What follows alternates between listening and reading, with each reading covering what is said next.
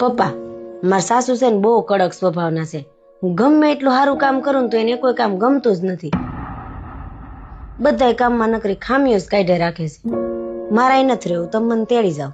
બટા બધી વાત તારી હાસી. 1 મહિના પછી હું તને તેડી જઈ અને 1 મહિનો હું તને કહું ની તારે કરવું જોઈએ. એક જ મહિનો હો પપ્પા.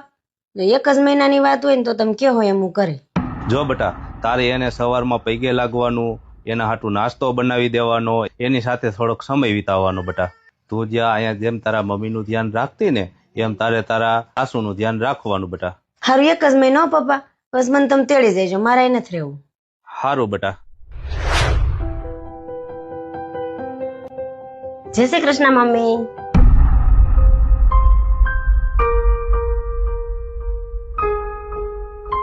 લે કોઈ દી નહીં ને આજ હું એને પૈગે લાગવાનો શોખ થયો હશે. હાલો, નાસ્તો તો બની ગયો છે. એક કામ કરું, મમ્મીને બોલાવી લઉં એટલે હારે નાસ્તો કરી લઈ. મમ્મી, નાસ્તો બની ગયો છે. હાલો, હું તમારી ડીશ તૈયાર કરું છું. હવે આને હું શોખ થયો હશે?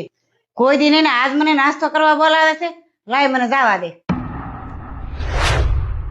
મમ્મી, તમારે શું જોવું છે ટીવીમાં એ હું તમને કરી દઉં. એક કામ કર, જેઠાલાલ કરી દે. હારું, હાલો જેઠાલાલ કરી દઉં. આપણે બે જોઈએ. લાય બેટા, આજ રસોઈ હું કરી નાખું. તને મજા નથી ને? તું જા આરામ કર. હા મમ્મી, કાંઈ વાંધો નહીં. હારું.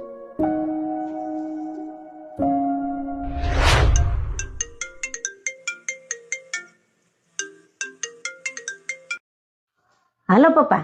હાલ બટા, હું તને તેડવા આવું છું અને તું તૈયાર થઈ જજો બટા. હવે એની જરૂર નહીં પડે પપ્પા. તમારી વાત હાવ સાચી હતી. કડવાશ ને કડવાશ થી નહીં પણ પ્રેમથી જ જીતી શકાય છે. તમારી એક સાચી શિખામણે આજે મારું ઘર તોડતા બચાવ્યું છે. થેન્ક યુ પપ્પા. કાંઈ વાંધો નહીં બટા. તું તારું અને તારા સાસુ સસરાનું ધ્યાન રાખજે હો બટા.